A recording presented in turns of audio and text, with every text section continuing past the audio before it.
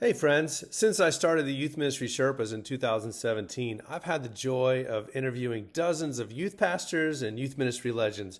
So it was fun to have a chance to be the interviewee for a change.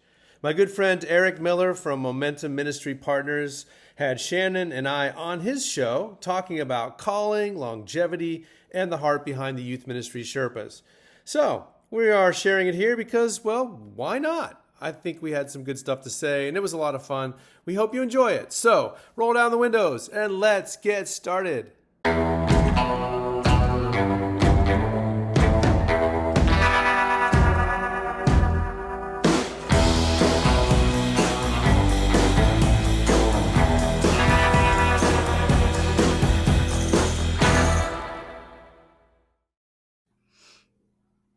Hello, and welcome to the Momentum Ministry Partners podcast. My name's Eric Miller, and I'm the host of today's episode. We're excited about today's conversation because we have two youth ministry veterans, giants, the GOAT, if you will, youth ministry Sherpas from coast to coast. So we got Steve Anderson in the house. Steve, hello, welcome. Hey, what's up, Eric? You've been the youth pastor at Mountain View Community Church in Frederick, Maryland. I think you told me recently you had Noah in your youth group. Is that correct? When he was building the ark? Right, Steve?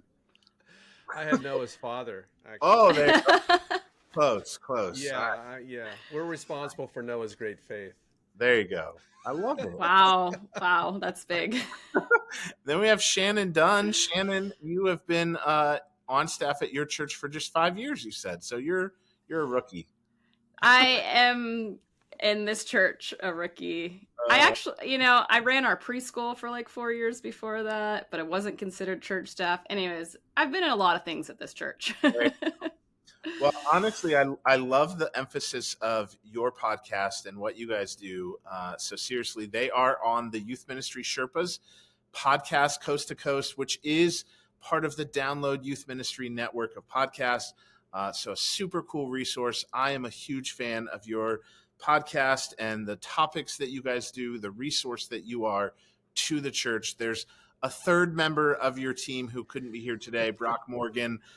He's a veteran youth pastor as well. But really, Steve, kind of give us the emphasis of the podcast and where people can find you and how they can listen. Yeah, the podcast was started back in 2017, and it kind of came out of conversations that we had in our local youth leader network with a bunch of friends, Eric, you being one of them. So we would meet every month and occasionally travel together and have just great story time and conversations around youth ministry. And it just felt like this was something that we wanted to share with a wider audience. And so my friend Matthew McCabe and I started it in 2017, and our goal was to help youth workers to keep going. We were both hitting like year 20-ish and reaping some of the benefits of sticking around. And so we had a lot of conversations around that. And then Matthew stepped away in 2021, I think. And so we reconstituted the podcast with Brock and Shannon, two great youth ministry veterans as well. And continuing those conversations now from Maryland and California. So we had to rename it Coast to Coast. That's right. We're trying to be all-inclusive here. We just need somebody from Texas or Florida. But yeah, the idea is to have conversations around youth ministry that feel welcoming. We call this new one Youth Ministry with the Windows Down. Feel welcoming, vulnerable, genuine conversations with the emphasis on longevity and keeping people in this as long as possible. Mm-hmm. I love that. That is our heartbeat here at Momentum as well. Steve, that's my heartbeat as well. So to our Momentum audience, if you're listening, Steve is often one of the people that I will reference as one of the pastors who I would go when I would get frustrated or discouraged. I would call up Steve and I would say, "Can I take you and buy you coffee or tacos?" And then he would talk me off the ledge. And he would say, "Eric, it's okay if you get an email from this mom again. It's all right. Like you're going to make it. Don't give up." He would encourage me. He'd put wind in my sail and I would keep going. So He really is a youth ministry Sherpa, and I'm forever grateful for you and the ministry impact that you've had in my life for sure. So. I appreciate that, Eric. It's a reciprocal relationship, I assure you. There's many times you walked me back from the brink as well. So it's gone both ways. No doubt about it. Yeah. Well, Shannon and Brock, you have both been in student ministry for a very long time, and you guys are amazing. I really do love listening to the podcast. So we'll link to it in the show notes. What I thought I'd do, just since you're maybe new to our audience, and since we really are trying to help equip student ministry professionals, the youth pastors, the volunteers even, I thought what better way to start this episode with some rapid fire questions. Are you ready? Uh-oh. Okay. I don't even know if I told you I was going to do this or not, but let's All right, let's start with an easy one. Chick-fil-A or Popeyes, who has the better chicken sandwich? I've never even had Popeyes. Okay. So Chick-fil-A from California. Same here. Never had Popeyes. What? There's one right by our church, and I don't think I've ever had their chicken sandwich. All right. That was a hard question then. And you guys gave the wrong answer in my opinion. Oh, I don't even know if I could locate a Popeyes in California. There probably, I guess there are some. You might not want to go to them if you can find them. All right. All right. Fair enough. Okay. What's give me 2 or 3 apps that you use on your phone lately. What are your go-to 2 or 3 apps on your phone? Doesn't have to be ministry. You don't have to say the Bible. We know you're Christ followers. Well, I'll say actually I don't use, it's very much Instagram, Facebook, and Lectio 365. Those are like my 3. So it's a lot of social media, a little bit of Bible. And sadly in California, the other one I use all the time is called Watch Duty, and it tracks fires. And that has become like alert after alert, unfortunately. But those are my apps. Wow. I actually have the same answers. I'm on social media too much. I need to change that, but yeah. Facebook, Instagram, Lectio 365, been doing that every day. And I have a 4th one. It's not Wildfires. It's DK Pittsburgh Sports. There you go. Okay. I got to follow my Steelers and Pirates every day. So yeah, get the hometown news from Pittsburgh. I like it. All right. What's a biggest ministry pet peeve? That's a tough one. That is a tough one. There's probably a lot of things. You got to pick one, huh? Yep. What's one? If you're gonna be on the soapbox about it, what is it? I really don't like it when people in the ministry, usually students, try to tell me what we should be doing. You know, like, why don't we do this? Why don't we do this event? Let's do that event or whatever. That gets under my skin because they are passing through, and this ministry has existed before and will exist after that. That sounds arrogant, but that's the truth. That triggered in me my answer, actually. Okay. It's when a parent says something like, I just don't think you're deep enough. But they've literally never been to your ministry or sat in a small group or anything. So that's definitely mine, especially the deep enough comment. That gets me. Oh, that's a good one. Yeah. That's a dig. Nice. All right. Well, I'll share mine because it might trigger both of you or other people. But my biggest ministry pet peeve, honestly, is those times where people will text you, not email, but they text you, and they ask a question that you've already answered in 15 other places. Yeah. And so they didn't choose to go to the website or check the email or the newsletter or all the things, all the other logical places that you could have gone, but they text you. True. As a parent, I've stopped being mad at people for it because I've caught myself in the middle of it. But sometimes I catch myself and delete the text and remember I should go look somewhere else first. I love it. True story. I have actually texted people back the link to the website. Totally. Great. I'm like, it's right here. The answer's here.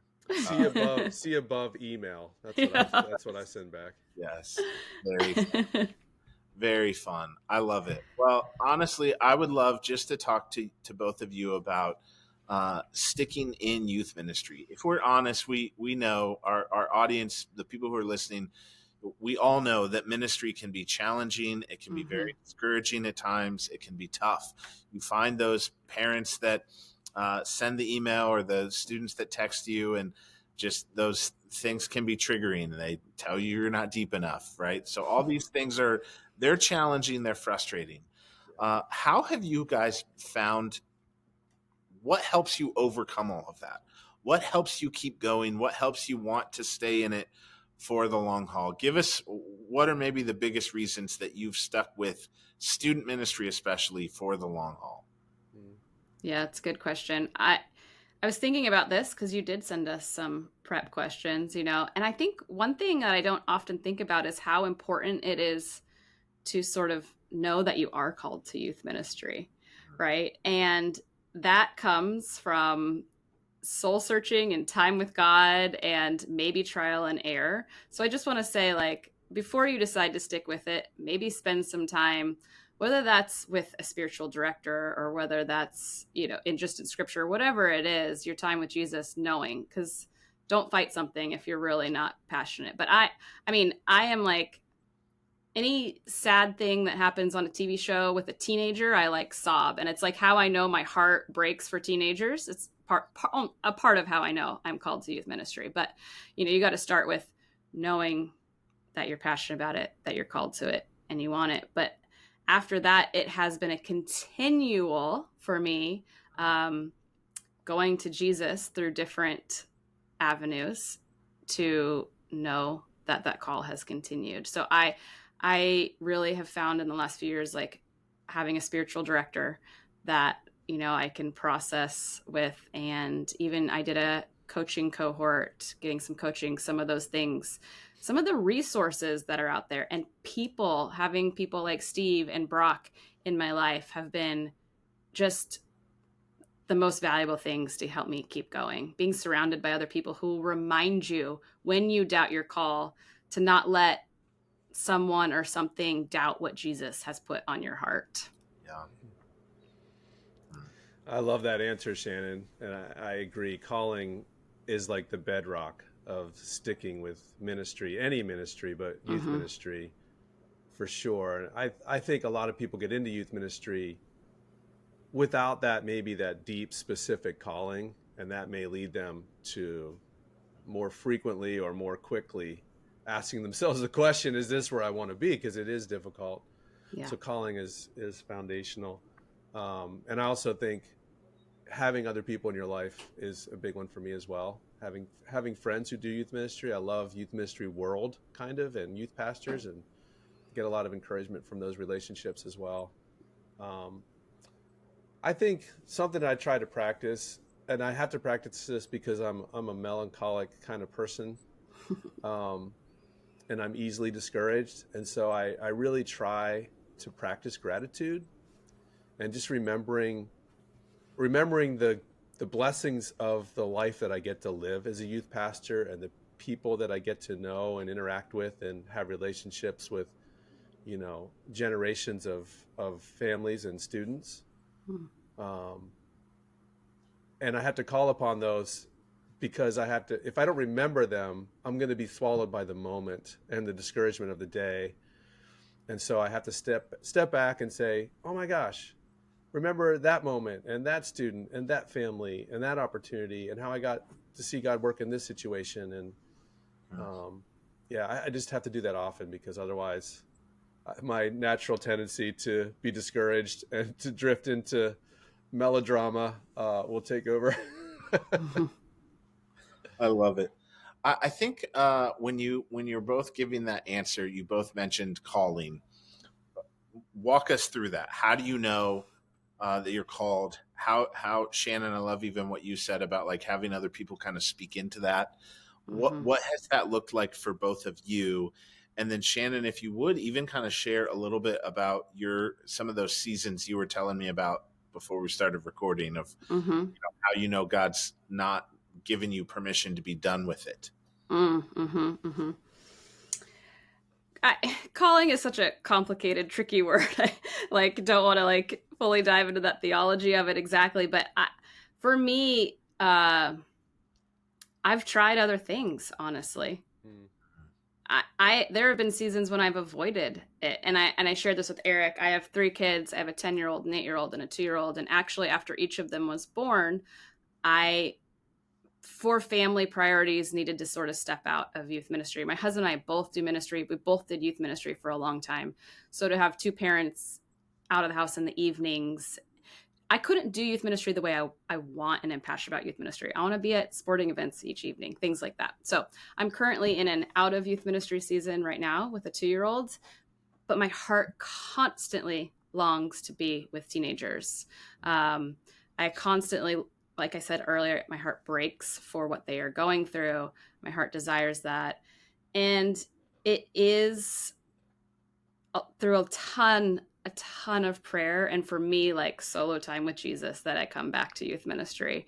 I have absolutely spent so much time literally researching other degrees. I should probably do this. I should probably do this. This doesn't always make sense in my life. But then it comes back to this, like, no, I remember these moments, and I remember what breaks my heart for God. I remember what youth ministry was to me as a teenager. It was really transformative to me. And all of these things just keep bringing me back to adolescents and teenagers and Jesus.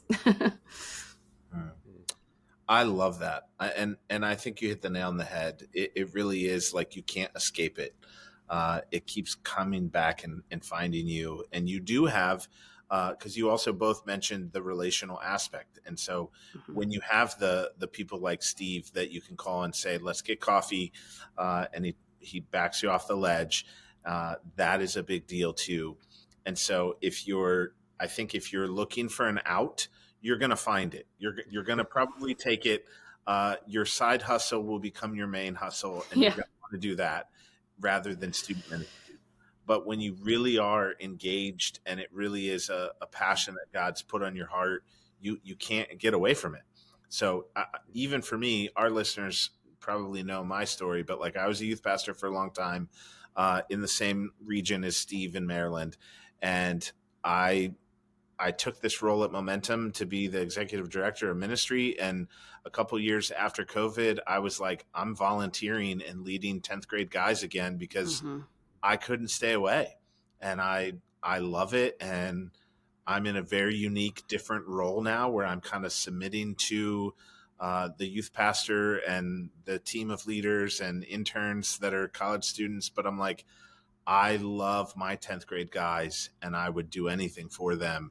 And it's been fun to like see them grow from being squirrely 9th grade boys last year to now actually having sleep and spiritual maturity conversations in the cabin, on the retreat. So hallelujah, God is real. That's right.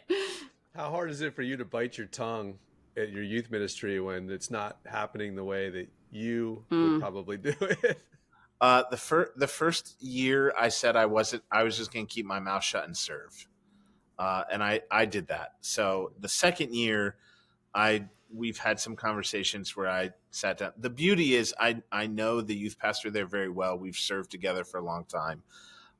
And they're all a part of our Momentum Pro cohort and network. And so we really do, I think, help each other, sharpen each other. So it's fun. Yeah.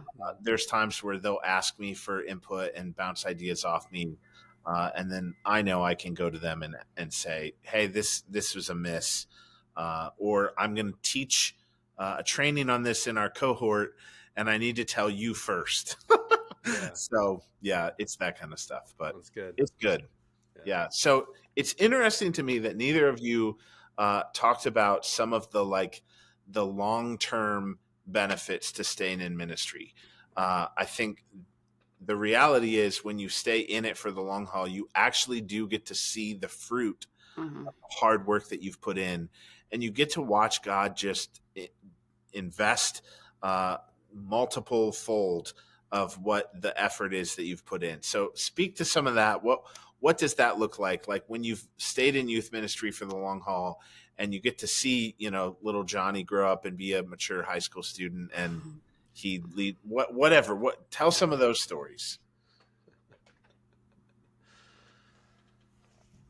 I've had the privilege of being at the same place for 25 years. And so what I get to see is kind of it's fruit that builds upon itself. It multiplies. It's exponential. And so we have a youth ministry volunteer team. Probably a third of those volunteers are former students. Many of the volunteers are parents of former students, and our average length of service right now is like 7 years. And so that ranges from like almost the whole time I've been here. I've had volunteers with me the whole time, and some new ones too. And so you just have this incredible team and dynamic and culture that gets built over time that I can't even describe it exactly. But whenever we have a speaker in for a retreat or something, they always say, "Oh, your youth group this is different. Their culture is different. Like this, the relationships are different." And it's not that we have some magic formula. It's just that we've been around together for so long. And everybody loves each other on our team because of all those years of relationships. So that's a big part of it. My girls director is a former student. My middle school director is the product of Matthew McCabe's youth ministry down the road. And so just a lot of longevity built into the whole thing makes it really beautiful. Yeah. That's so good. When you said share a story, Eric, I feel like what my ministry is right now, not being a paid youth minister, I still am on staff at my church as the Next Steps director, but is to the students who are in college and have recently graduated. And so each Christmas break and summer break, grabbing coffee with them. And on a recent, during winter break, I had coffee with 2 of my previous students, and it was right after I had coffee with the youth pastor that was my youth pastor at this church, who's at a different local church. And so he walked by while I'm having coffee with these students, and he just sent me this text of how good is God that I am watching you pour into the next generation of students in the full circle that. And yeah, I mean, youth ministry can just change lives, and it changed my life. And to know that I can watch and continue to walk along with students into their adulthood. It doesn't end in middle school or high school. It's been a really beautiful thing. I have been at different churches, but in the same area. And so I get to stay connected with these students. And even when they go away to college, hello, digital world, it has been beautiful to continue relationships that way. That is cool. Yeah. I actually have a group of, I guess they're young men that I meet with once a month. They are all former students or former youth leaders. So they're all in their mid to late 30s, and they all have young families. And that's just so rewarding. We hang out and have deep conversations together and I've known these guys some of them since they were in 6th grade. So here they are raising their own kids, and I haven't promised them that I'm going to be their kid's youth pastor yet, but I probably won't be. But just the fact that I still have relationships with those guys is awesome. You don't always see the fruit when they're in your ministry, right. And that's really disheartening. So if you are just not even just in a church for 2 years, but if you only last in youth ministry for 2 years, you might get 2 horribly hard years and then never see the fruit of the seeds that you did plant, even though you felt like it wasn't going anywhere, right? So the longevity of caring about teenagers and caring about students, I think you will finally get to see the fruit. I love that. Yeah. I think it's a telltale sign that even as I asked that question, I could see the wheels turning on both of you. And so I want to just say, to the listeners, that silence was not trying to think of something, but it was thinking of which story to tell, because I know that if we had time, you guys could tell story after story after story. And your brain is just flooded with memories and moments and lives that are changed. And that's real. That to me is the biggest testimony of being in student ministry for the long haul. So Shannon, even seeing the fact that you're the Next Steps director, I would argue is still student ministry. Like that's exactly what student ministry is helping everybody identify where they're at and how to take the next step from where they're at in their faith. Yeah. That's so cool. Yeah, What would you? The gift of hospitality that Shannon brings to ministry is so key. I mean, she learned that as a youth pastor, because youth ministry is all about welcoming people and making them feel at home and like they belong. And now she's carrying that into other ministry in the church. And that's just a key ingredient to it. So she's a youth pastor through and through. Don't let her tell you otherwise. It's funny when sometimes they're like, well, in big church, and I'm like, nah, we've been doing that in youth ministry way longer and way better than they do it at big church. I love it. I love that. What would you say to your younger self? I think the fun thing is for each of us, probably in this stage and season of ministry, there's a lot of young youth pastors, youth ministry leaders who are coming around. What would you say to them, or even ultimately to your younger self? Why are you laughing, Steve? You got something good? Well, there are two different questions in a way. I would say to younger youth pastors, because I didn't become a youth pastor officially until I was 35. And I often have conversations with young youth pastors, and they're like, yeah, I'm about to turn 30 and I just don't know if I can stay in this. And I'm like, dude, you haven't even started yet. You might have been doing it for 5 years and you haven't hit 30. You don't even know what's ahead for you. So to those people, I would say, just wait till you hit 40. You're going to have a bank of relationships and wisdom, and your body is going to be so beat up. And you're going to think, how can I do this? But you have to do it because you have so much experience to share. And so you got to keep going at that point. There you go. To my younger self, or my newly appointed youth pastor self, I think I would say, just wait. Just be patient and wait, and you will see God multiply your ministry over the years.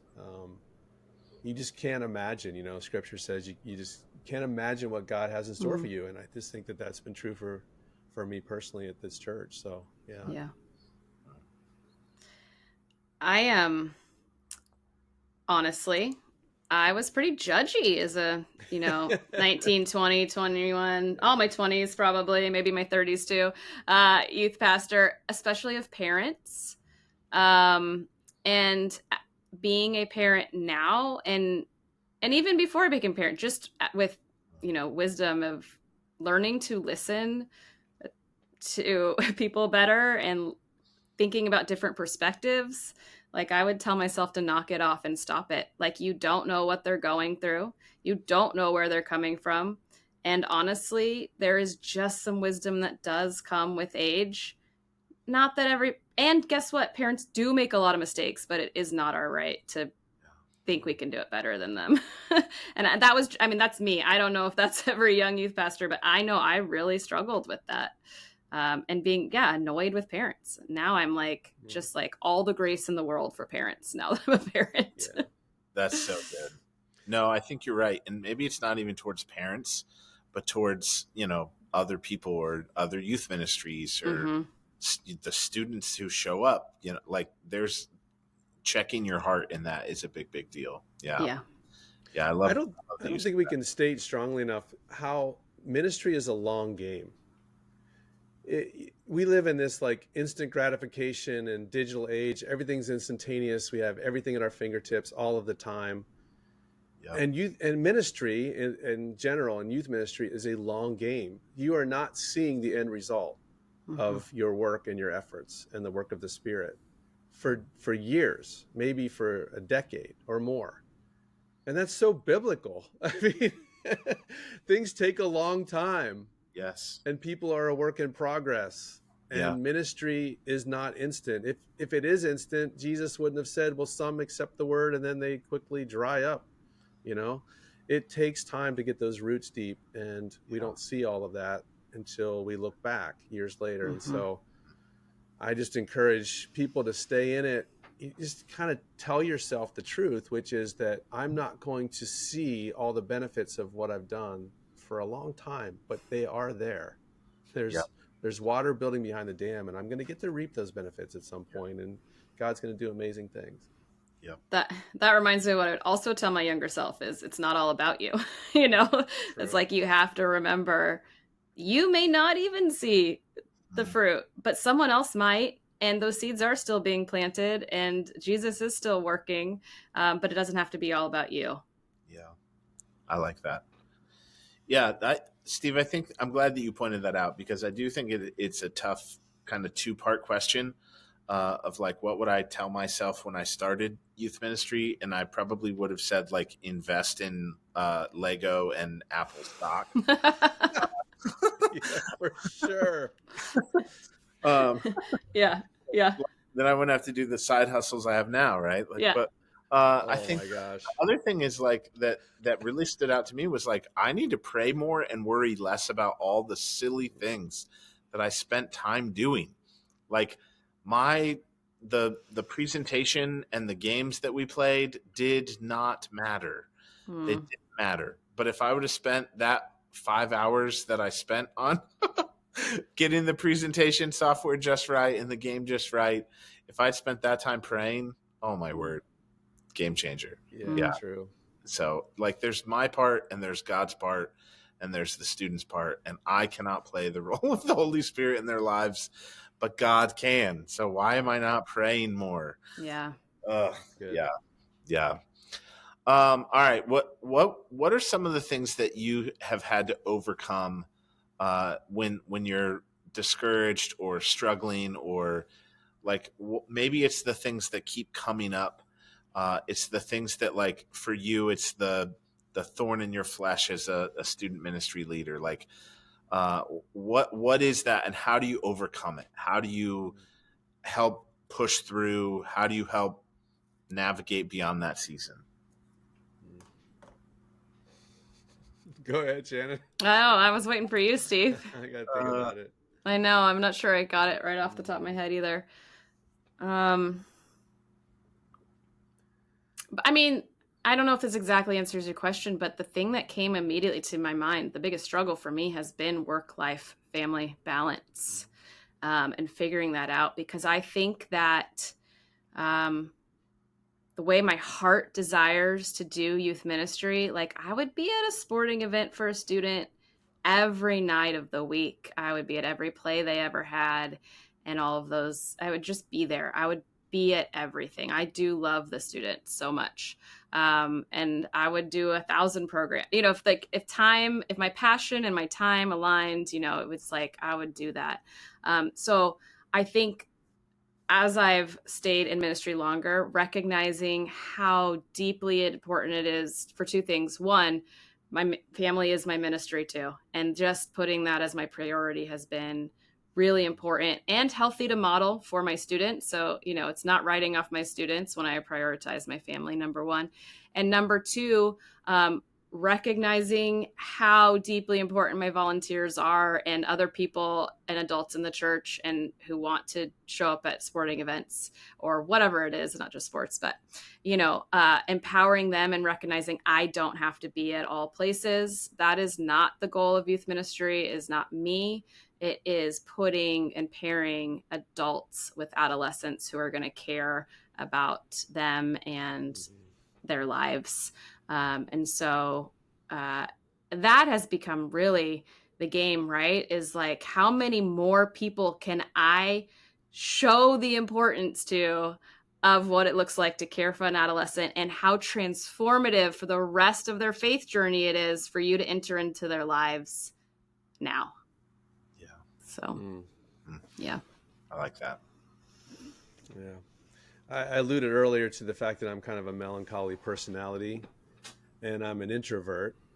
And so I've spent years trying to become as self-aware as I can about who I am, accepting my personality type in youth ministry, because I'm not the super hype guy all the time, and I'm not super outgoing, and it's sometimes hard to meet people, and get outside my comfort zone. So I wrestled through that with some coaching and just lots of self-examination and prayer to accept myself as I am as a youth pastor and trust that that's the type of person that I'm supposed to be in this setting, and not have to be anything else or anything different.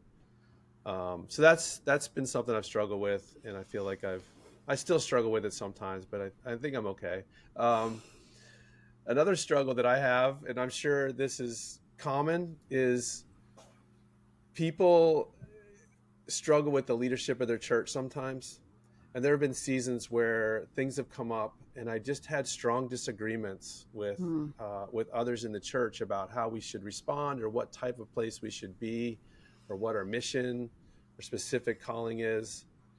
And sometimes that's led to some moments of real deep frustration and even anger that I've had to kind of battle through. And I think I've been able to, I still have some of those sometimes, and I just need to step back and appreciate the fact that I get to do youth ministry in a really tremendous church with lots of support, lots of encouragement from families, and just, again, practice gratitude and not get too hung up over the things that I don't necessarily want to pursue or agree with.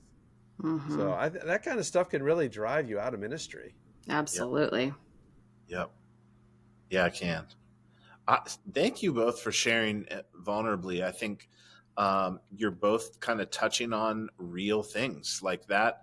The comparison game of like now with social media, and you follow all these other, if you're in student ministry, I'm sure you're following other student ministry accounts, and you see all the things that they're doing, and you're like, man, I didn't have a minute and 30-second curated clip like that. Wow, the music started playing, and right when they gave their most passionate point, I'm like, I didn't have that moment in my message. Like, where did the cartoon birds and rainbows come from? Like, but like, you have those moments. You know how long it would take me to make that Instagram post? It would take me like 4 hours to figure that out. But like, we compare ourselves, and you think you have to be the extroverted, the like funny, quick-witted, whatever. And I'm like, no, like, go back to what you guys both said earlier about calling. If God has called you into this, he will help you. He will keep you in it. But you got to depend on him. And so it is having people in your life that can point you back to those things. Man, that's so good. That's so good. Anything else that maybe you've seen, like maybe not even in yourself, but other